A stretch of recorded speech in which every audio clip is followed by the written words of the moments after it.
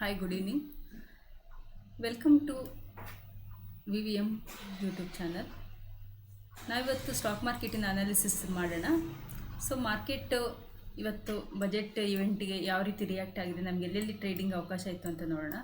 So ನೀವು ಇಲ್ಲಿ ನೋಡ್ಬೋದು, ನಾನು ಇಲ್ಲೇನು ಲೈನ್ ಹಾಕಿದ್ದೀನಿ, ಇದು ಇವತ್ತಿನ ಒಂದು ಇದು ಶುರು ಆಗುತ್ತೆ.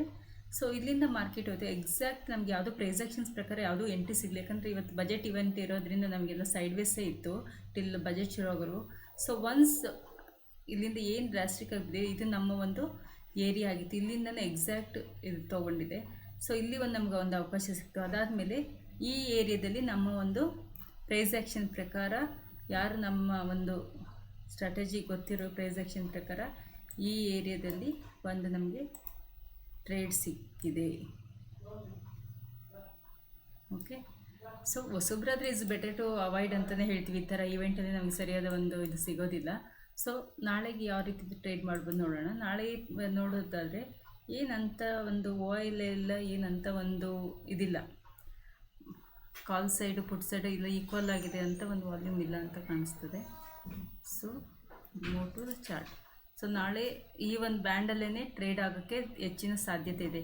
ಇದು ಬಂದುಬಿಟ್ಟು ಅಗೈನ್ ಏರಿಯಾಗೆ, if the market comes to this area is going to become a support, and if the market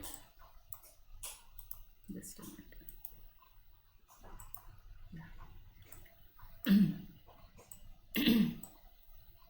ಈ ಏರಿಯಾ ಬಂದರೆ ಅಗೇನ್ ಯಾವುದದು 23,600 to 640 ಏರಿಯಾ ಬಂದುಬಿಟ್ಟು ಅಗೇನ್ ರೆಸಿಸ್ಟೆನ್ಸ್ ಝೋನ್ ಆಗ್ತದೆ.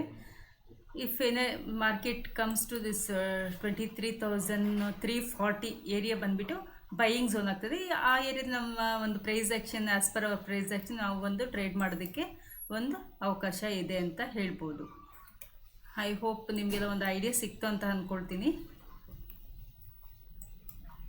Thank you very much for watching my analysis. Thank you.